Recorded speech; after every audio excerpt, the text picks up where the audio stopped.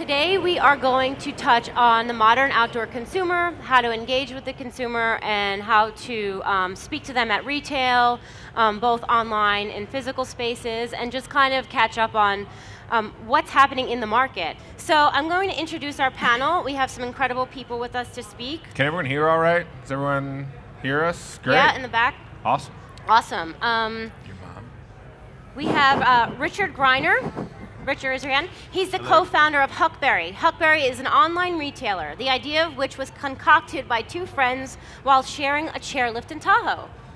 As a passionate outdoor recreationalist, they also worked in the finance world. They saw a lack of retail and product presentation that matched their need for function with their interest in style. What they couldn't find, they decided to build on their own. Today, Huckberry delivers curated assortments to a growing list of like-minded consumers. More than just a store, it includes content and storytelling that brings the brand's products and lifestyle to life. We also have Stacey Bear. He's the director of the Sierra Club Outdoors. Stacey's story may read like a Lifetime movie. An experienced war veteran whose own struggle with PTSD led to the curative powers of the outdoors, and in 2013 he was named National Geographic Adventurer of the Year. What was once a single journey of self-discovery has manifested as a passion for sharing the cathartic and healing powers of our national outdoor treasures to the masses. Stacey's commitment to service has helped many others, first with his Mission Outdoor program for vets, and now across all of the Sierra Club outdoor programs. It's great to have you with us. Alyssa Ravasio, who is the co-founder of Hip Camp. Her other co-founder, Eric, is here in the audience with us. She's the founder and CEO of Hip Camp, a company that helps people discover and book amazing places to camp. Their mission is to get more people outside. She has a degree from UCLA in digital democracy, and her deepest passion is helping shape how the internet impacts our humanity and our planet. Whoa. Cool. Sorry, guys. Benji Wagner, everyone's familiar with Polar. He's the founder of Polar. Benji comes from a strong family history of entrepreneurship. Both his father and grandfather were inventors and brand creators. I didn't know that. He spent time as a skateboard photographer and a filmmaker. Today, his Polar Stuff brand is transcending the surf skate outdoor definitions. Polar has their own retail stores carrying like-minded brands, as well as expanding the wholesale network. And Michael Allenby, who's my co-host here, he's from the Artist Farm. With 20 years experience in the events business, Michael Allenby and his team at the Artist Farm focuses on the cross-section of the outdoor craft, food, and beer movement and the music industry. They create curated experiences for cultivated communities. Where digital has become a great way to relay information, the Artist Farm focuses on well-designed and expertly managed analog experiences to connect communities. So we have our panels represent, quite different backgrounds. Everyone comes from a little bit of a different, category, but we all have something very similar in mind, is that we are looking to engage with the new outdoor consumer. How do we speak to them at retail? How do we speak to them through social media? And how do we really engage in an authentic way that is aligned with the core values of the outdoor community and the authenticity attached to the outdoor industry? So we're going to start actually with some questions for Stacey, since he has a little bit of a different perspective in his entrance into the industry. Stacey, tell us a little bit about your experiences that shaped who you are and helped bring you to where you are today. Yeah, thanks for having us. It's really cool to be up with some people that I look up to, and Polar I think is a really cool brand, and Thanks. Someday I hope you guys make it tall. But that's everybody in the outdoor industry. So that's my first broad statement: is people should make clothing that fits all body types, and not just one imagined 5'10", 165-pound individual who's really good at CrossFit. But and so I was in the military, and which is a very ultimate, in some ways, outdoor experience. And I came home from the military in 2007, and my idea was that I was going to go to graduate school in urban design, punch my ticket to the middle class, and then maybe go on like a weekend hiking trip every couple of weeks, or a couple times a year. Instead, I had a massive cocaine addiction and really suffered from depression and suicidal ideation and addiction and alcoholism. And I ultimately found my way out to Boulder, Colorado. And when I moved out to Boulder, Colorado, I bought a Subaru and started growing out a beard because I wanted to blend in, and I didn't want anybody to know who I was, right? And because in my mind, who I was somebody that was definitely outside of the outdoor industry, and didn't feel like I would fit into this group. And for those of you who've been to Boulder, it's a great town, but it's really sceney, right? And that's one of the challenges I think we have in an outdoor industry, is that once you get into the tribe, it's a really great place to be, but getting into the tribe can be really, really frightening and can be a very, very hard thing if you're not a beautiful person, if you don't have like all the coolest gear and nice new clothes and everything else like that. The other thing that really saved me is that I had actually used Carhartts to paint and work in, and I found out that they were really cool to lounge around at the bottom of rocks in as well, so I didn't even have to get new Carhartts. But coming into the military, or coming out of the military, there's a strong sense of service and love for country, and I think one of the things that the outdoor industry, for whatever reason, has lost is this real love for country, and this idea about our public lands being this great representation of our democracy and our ideals for our democracy. And as I was going outside and my life was changing, and I was getting out of my head, and I was meeting other people, and I was learning that people in the outdoors were a lot like me, and that I didn't have to be, my trauma, how I had my trauma might be unique, but that I had trauma wasn't unique. And the outdoors created a place where I could break down those walls and really begin to trust people and get engaged with the outdoors and meet loads and loads of really wonderful people who are so giving and so generous. But there still is that barrier to get in, and as I kept doing it, I realized like something's happening, and there's a huge health benefit for what's happening, and the Sierra Club has been able to allow me to continue that journey and really look at the health aspects of what we do outdoors.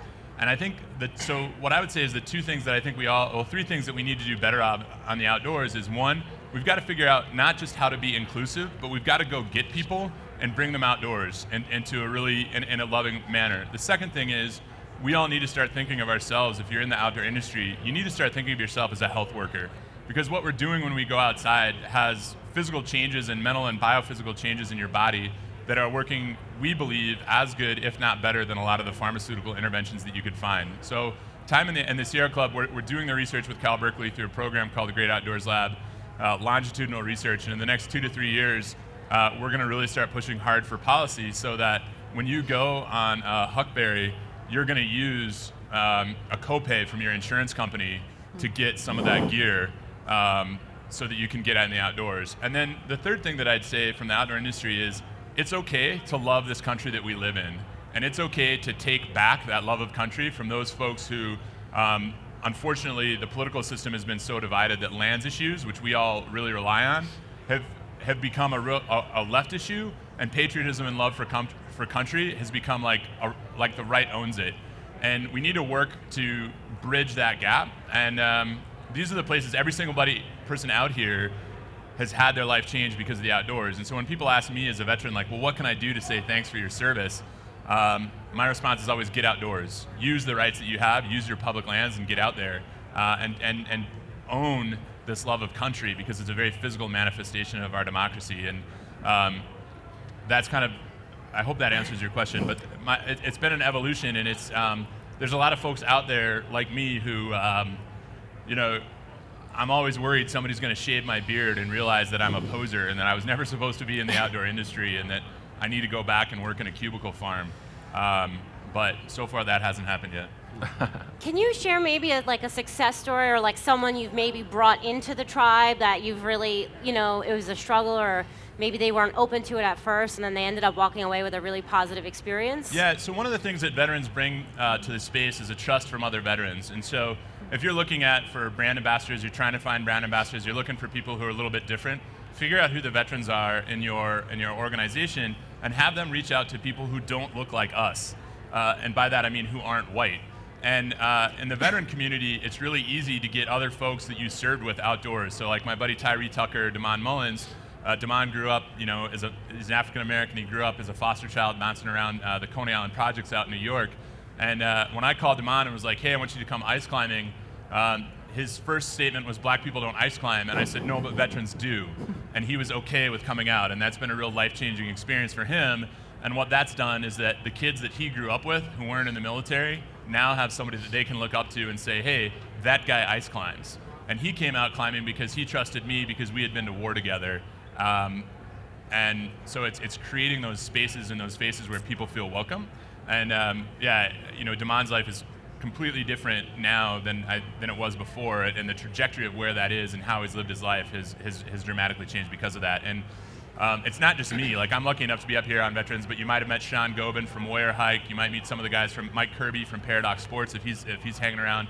There's a lot of other veterans, and the outdoors is a really life-changing, transformative experience. And I can honestly say that if it weren't for rock climbing and skiing, that I would not be here today. Not that I wouldn't be in this room, I just wouldn't be breathing air on this planet anymore. So, climbing saved my life. It saved a lot of other people's lives. And when you put it in those kind of stark terms sometimes for people, it's motivation. And it's really easy to get lost in the cool stickers, cool hats, and cool, like how many more different types of plaid can we have?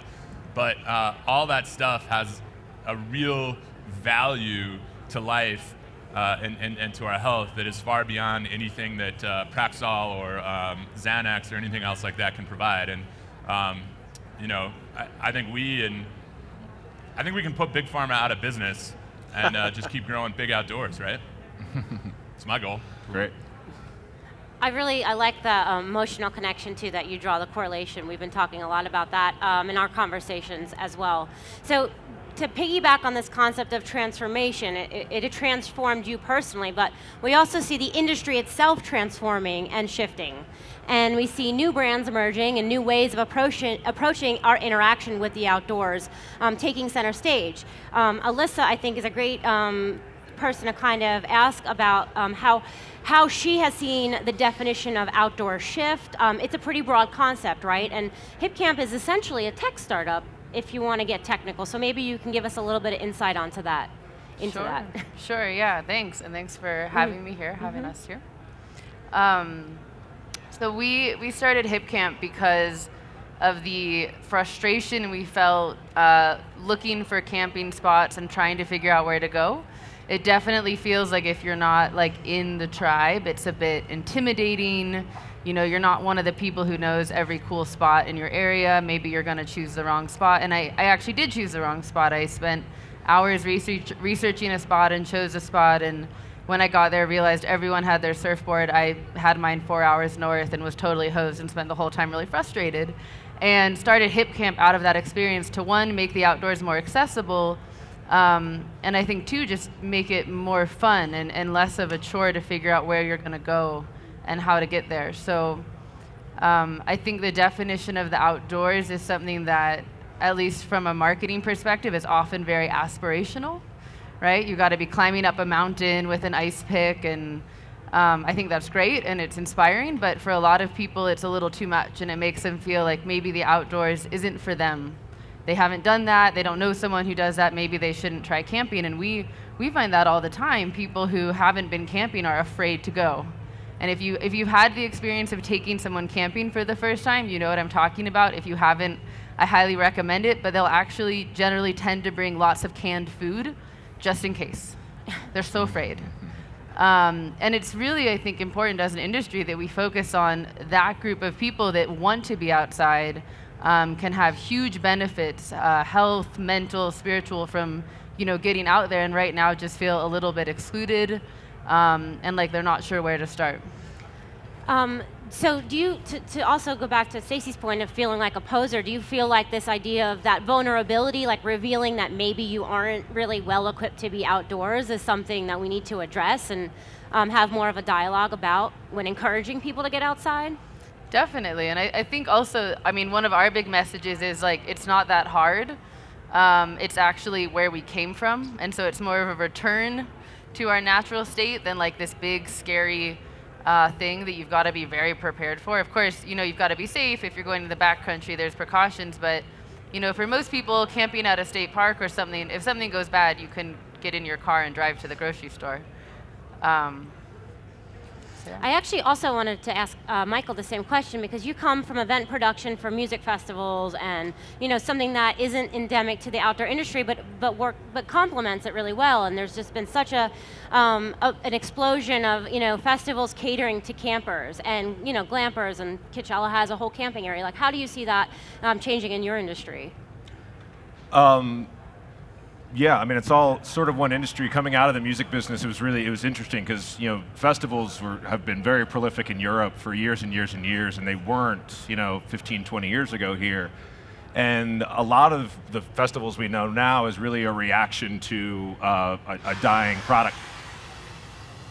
He's cool. Everyone's good. Yeah. Get engaged. Watch the guy with PTSD. A lot of what I've noticed is that is a lot of the festival business that has proliferated is in a reaction to the music industry having a dying product and trying to find another product that they can expand upon. The great side effect of that is that festivals are becoming the awareness in the United States over the last 10 years as the death of the record business has provided an opportunity and provided perspective for me. Touring for bands and festivals and live musical experiences in the 60s, 70s, and 80s were really just marketing tools to sell records. That's why touring and events were financially losing propositions. Record companies subsidized them, and the experience that was happening, the thing that a lot of people fall in love with music through the live experience, was actually just there to sell records. And then when records, started dying, the events themselves had to become their own business. And the thing and is actually how I ended up becoming friends with Scott McGuire and how I ended up becoming engaged in this industry. I wasn't an outdoors person, was because I was managing a band and I was trying to find ways to market that band, and the record company that we had wasn't doing anything for us, and I couldn't really blame them because they had no way to make their money back to invest into us. So I started looking around and saying, what products exist that speak to the audience that we have, and could I maybe go engage some of those brands to invest into what we're doing? Because we're bringing people together in a physical space to have an experience. And so I was doing it sort of selfishly, to try to get the band out there. So we went into the craft beer industry and went into the outdoor industry, and I started going to the craft brewers convention. I started coming to the outdoor retailer and started connecting to these brands and saying, hey, I'm getting 300 people together in a community every single night, which that doesn't happen in communities very often. Do you want to come and engage to this community?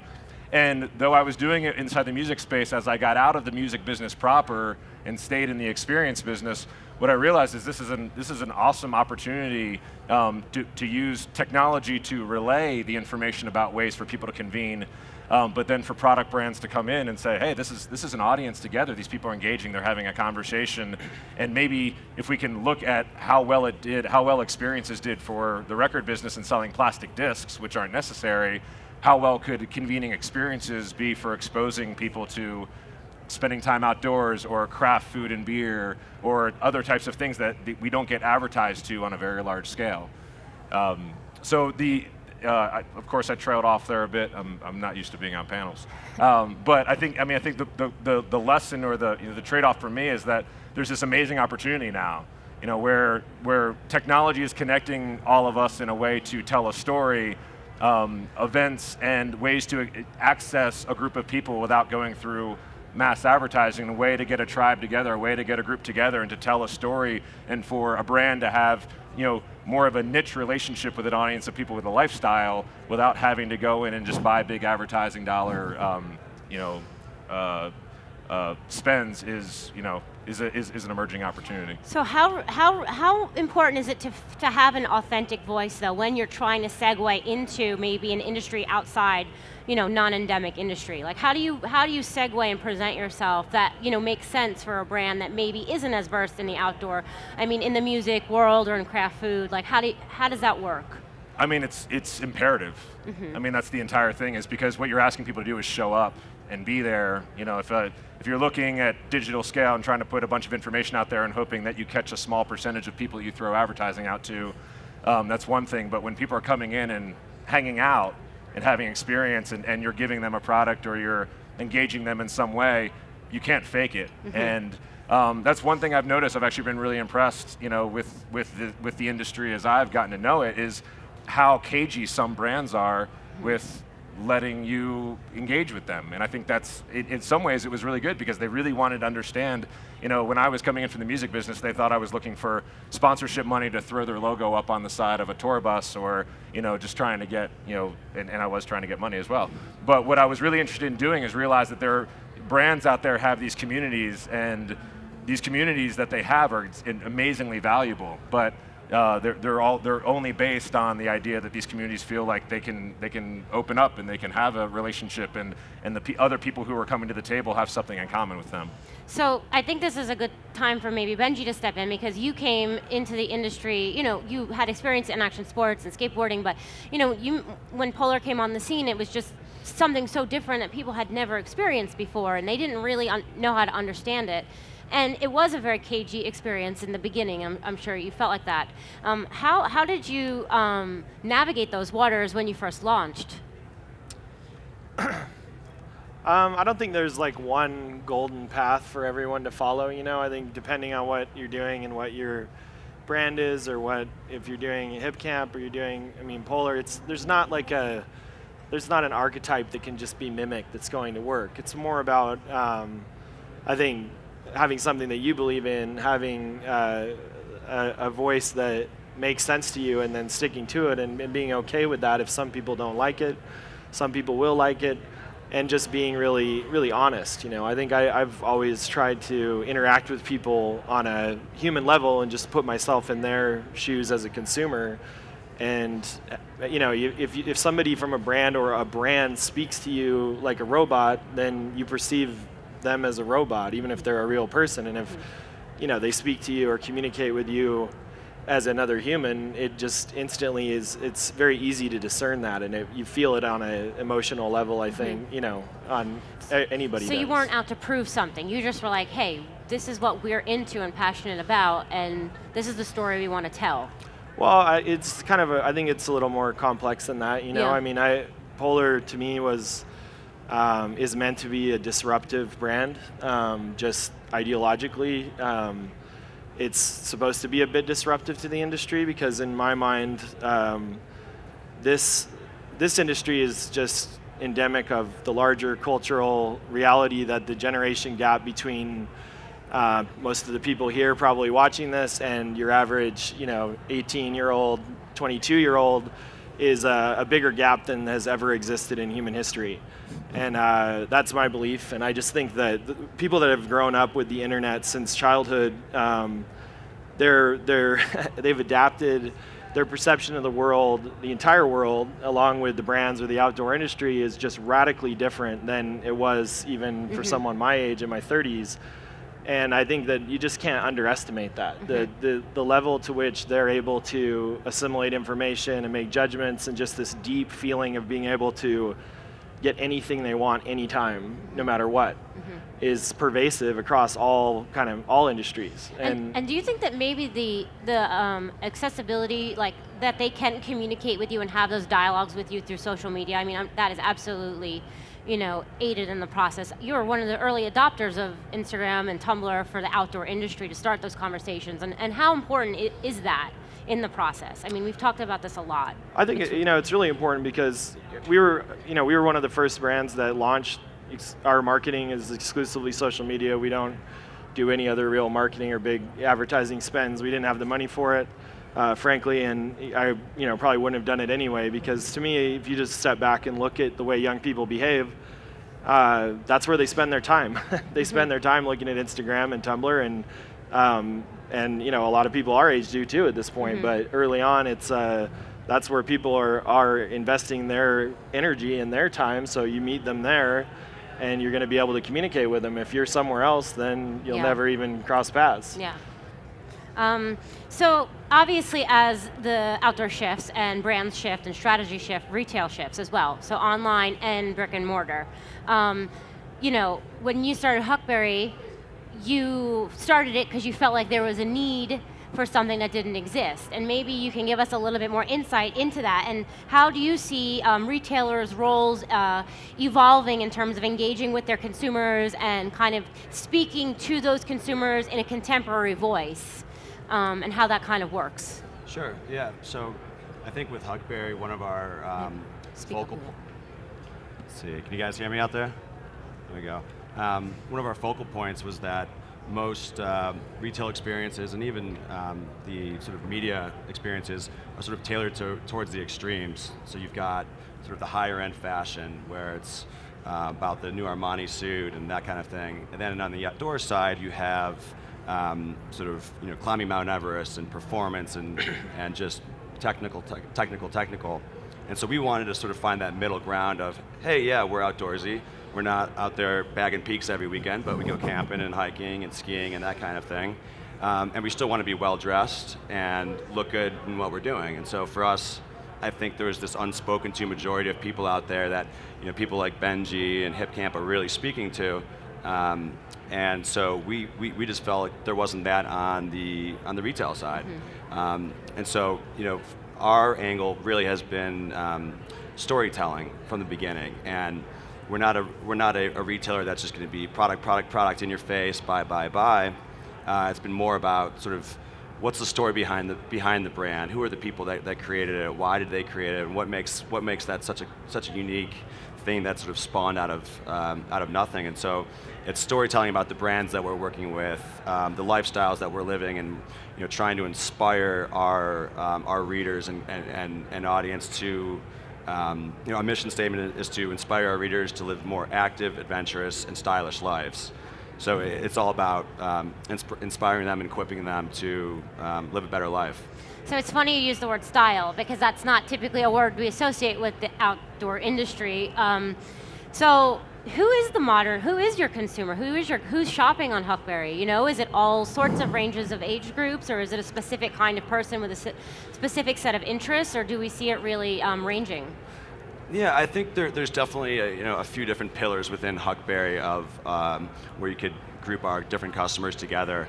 I think there is an underlying sort of sense of this person wants to be sort of treated fairly, spoken to fairly, and they're looking for value. Sometimes they want we sort of had a eureka moment when we realized that if we sort of educated our readers on why raw denim and sort of a $200 pair of jeans is worth it, and sort of selling it like gear and really emphasizing the different technical specs and not selling it like this is the new style. It was more about these are the different aspects that make it worthwhile to spend $220 on a pair of jeans. And vice versa. We're also out there talking to the same person who may just want to have a pair of jeans to kick around in that are great to commute to work on. And so sort of making sure that there's always value in whatever you're doing and articulating that value to the customer. And Benji, how do you feel in terms of like your brick and mortar stores bringing in other brands to kind of curate the space, and how important is that in the process as well? Because maybe it isn't just about your myopic brand and just what you're presenting, like it's about bringing an experience into your space, right? So bringing in other brands that have the same values. Yeah, we work hard to me in this whole industry, one of the things we strive for, and I think Richard has done a great job as well, is trying to emphasize the culture and build the culture of the kind of the lifestyle around outdoor, and it's not just a product experience or pushing a particular product any given day. We do carry other brands. We have a flagship store in Portland, Oregon, where we're from, and we do carry other brands that complement the stuff that we make. We're never going to make everything by any means, and it only makes sense that the customers coming in. What I strive for with the retail experience is making something that can't be found online. So our store is intentionally, hopefully a really engaging, visceral experience that someone who's already shopped from us online or hasn't is going to come in, and it's experiential, and they walk away going, wow, this is something I'm going to talk to my friends about. I didn't just walk in, look at products, pick one out, and buy it. I had something fun and inspiring while I was in the store. And for all retail, I think that's something that anyone can learn from. The stores that are going to succeed are going to do that better and better. And of course, you're going to have your Uniqlos and Old Navys and whatnot that just have product, affordable product they just push and sell tons of. But if you're not one of those giants, you really need to emphasize the experiential part, I think. So community plays a huge role in it, right? In activating the community. What are some ways and some examples of activating community? In-store events, group hikes, things like that? I mean, anyone can kind of grab this one. Huckberry's, Grant? Yeah, so I think for us, we're a Huckberry's a bootstrap business, so we didn't go out and and raise any money. So our growth has really been organic and through partners and collaborations, and so for us, trying to find creative ways of getting in front of our audience. And so one thing that we did was this thing called the Explorers Grants, where we had people submit, what is your ideal adventure that you would go on? If Huckberry gave you a couple $1,000, Polar gives you a couple bags, and sort of we equip you to go out and do whatever sort of adventure you want to do. And people went bonanzas for it because it was empowering them, it was inspiring them. It wasn't, hey, sign up for this giveaway and we'll you have a 1 in a million chance of going to Mexico to go kiteboarding or something.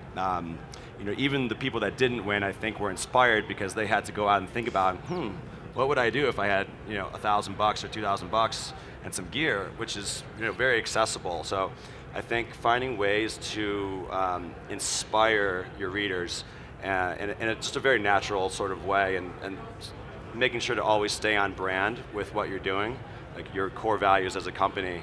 And the Explorers Grants was a home run for us, and I think yeah, we've done some events together. We had the Huckberry event around that at the Polar store, for instance, where we brought together and kind of hyped it up, and we had a great time. It's basically just a party. Yeah. I mean, but people like to party. Yeah. And when people are, it's human nature, if they're fans of Huckberry, it's probably a good chance they like Polar, and everybody wants to get together and meet up, and that's not unique to us or to any individual person. It's pretty easy. And what's important is the genuine aspect of that. Like, it's not a contrived, we're a big brand trying to create content like a robot, like you were saying earlier. It's a genuine, passionate, community-driven experience that you can't recreate. And I think that's a strong takeaway, is that, targeting the market, but in a very honest way that comes from the heart is really important. And I think one of the things that's challenging right now is experiences as they get, every experience has been said probably a dozen times already in this, is just,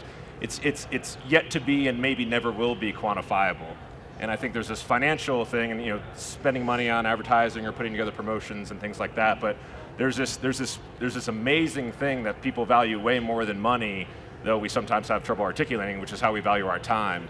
And if you can provide someone an experience that's a really good use of their time, that's not just a quantifiable thing that they can run some numbers on, that's as sticky as it gets. Those are the things that are going to help people understand that, wow, this, I've been talking to a lot of brands here about coming in and creating a camping experience at festivals and realizing that festivals have these two different audiences. It has hardcore people who love to go outside and are looking for places to go outside in unique ways, and it's also a place where people may be camping for the very first time. So if you can go in and give them a great use of their time, yes, they may spend $20 or $50 or $100 or $250 to go to an event, and there's that financial component, but they're also giving you their weekend. They're giving you a night. They're giving you a day. And if you can provide something there that sticks with them and we can't quantify it yet. I've had talked to several brands here, and they want to understand how does this fit into their other metrics that they're used to for online advertising.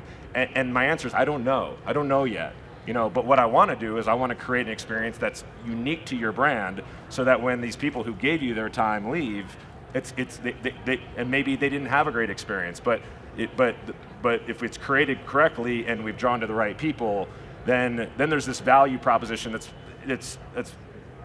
I think we all believe it's extremely valuable. I just think sometimes right now we're getting caught up in the fact that it can't be quantified, but everyone's seeing that ultimately it's coming back, and maybe it'll assimilate into the industry in a way that's easier to understand. But for right now, I think there's this sort of natural push of everyone wanting to get into it because they're seeing the feedback.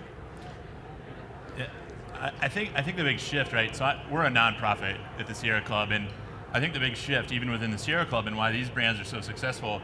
I also think, by the way, total aside, the other day somebody was like, "Where did the term lumbersexual come from?" And I actually said Polar. So it's not true. I know it's not true. Not true. I wanted to, but it's probably Huckberry. But I think the difference is that these brands and where we're trying to shift, it's a focus away from gear and land to people. And I think that's the really, really big shift. Like, if you look at advertising over the last 20 or 30 years, and even the conservation movement, right? The Sierra Club's motto is explore, enjoy, and protect the land, right? Like, there's an intuitive to the land, and I think what we're doing now is trying to say, well, explore, enjoy, and protect yourself. And in that process, you're going to do the same for the land, because the land and time in the outdoors, whether it's at a festival or whatever, is going to give you an opportunity to explore who you are, enjoy who you are and who you're with, and then you're going to want to keep fighting for those experiences, right? So it's when communities come together to make sure the festival stays in their land, right? That's an act of protection. I mean, it's not the way we normally think about it. And I think that's kind of a shift that we're all dealing with, right? Like, Yeah, and I think that's one of the big things that a lot of brands, like, it's like this piece of gear is going to do X for you, and it's going to help you do Y so much better, which still speaks to the boomer generation. But we only have 12 years left of the boomer generation economically, and I think that's the big shift. It's like, how do we speak to people to get them engaged with themselves? And that goes back to like where I found my community is in the land, because the land broke those barriers down in a way that I couldn't find at a festival. And I think the challenge we have with festivals, because we do them too, is how do we get from the festival experience to that solitary mountaintop experience, which is incredibly powerful, and then how do we get them back into the festival, right? But I think that's the big shift, is to people and away from product per se. Well, Yeah, do you think that it actually is to do with maybe breaking bad habits? Like we're so programmed to do things a specific way, like book a campsite a very specific way, and when the campsite's not available, we give up. I mean, how is like Hip Camp, working towards breaking those kinds of habits? I mean, I think it's a lot about just making it easier and more accessible. I mean, I think I already said that, but to your community point as well, I think one thing that's really interesting about the internet is it's a two-way medium, which is very different from how brands are used to reaching their audience. And one thing we just found in the last week is we released new features where people can tell us what they did at a park, and they're pouring in. And so while social media is super important and that's a great way to reach people and interact, I think actually if you give your audience a way to talk to you, your brand, maybe even on your website, people love talking about what they did with their friends, what their experience was like, here's what it looked like. And that's a really cool way to bring the community together and develop that bond. Yeah, ultimately, I agree with what he was saying. I think a lot of what we love about the outdoors is the metaphysical aspect, and ultimately, I know for myself, a lot of the most profound experiences I've had outdoors there was no gear involved.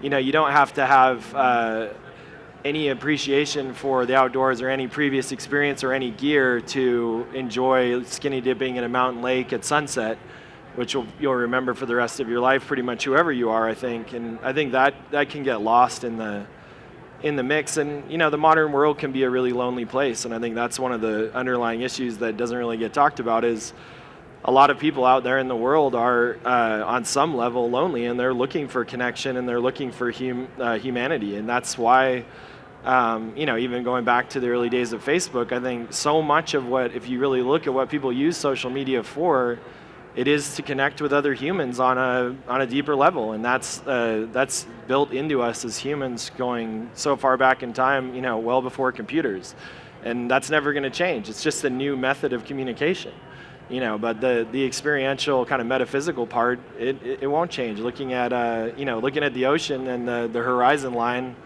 it's the same as it was a long time ago, and it feels the same for me to do it as it probably did for a caveman, So I think that's what I try and think of as just the broader, kind of deeper truth that is out there, and if you speak to that and are honest about it, people will respond. We were talking, Alyssa and I were talking yesterday. I did a presentation yesterday on the modern outdoors woman in the Venture Out section, and there was a really interesting little tidbit I picked up from the OIA as well, and it said 75% of women connect to the outdoors because of the feeling it gives them. So not about tactile performance, gear, speed, weight. It's about the internal satisfaction and the joy they get from spending time outside, and it absolutely goes back to it. You can't make that up. You can't recreate that. So. And one thought there, I think in today's world, as technology is increasingly becoming something we're supposed to have on our refrigerator and in our hand, and just like it's everywhere now, that feeling that you get when you are looking at the horizon at sunset, I think that's something like the human spirit is just going to crave more and more and more. And while it might get harder to reach, some of these places are it's getting harder in some ways to get outside, I think it's going to become increasingly important for people and something that is something they need more. Yeah, to sort of piggyback on that, one big push that we've got is the concept of adventures near and far. Mm-hmm. So it's like there's an adventure like behind your house, like in your backyard. There's an adventure at the park. There's an adventure on a mountaintop, and sort of inspiring people to just remember that you don't have to drive 5 hours and go backpacking for a weekend to sort of get outside. And so yeah, adventures near and far, and just encouraging people to take that first step and get out there, and inspiring them to do that. We have about 10 minutes left, and I just wanted to open the floor up to any questions. If anyone has anything specific they'd like to point out at one of the panelists, or any insight perhaps they'd like to share as well. Because we could keep talking all day about this, I think. No? I'll go get ice cream too. Yeah, ice cream. Yeah. All right, well, I guess we're good. We'd like to thank everyone for taking the time to listen to us, and if there's any follow-up questions, let us know. I'm sure anyone here on the panel would love to chat more and talk shop about something we all love and enjoy. And we hope everyone has a great show, and thanks for sticking around. Thanks, Gene. Thanks everyone. Thanks, guys. Thank you.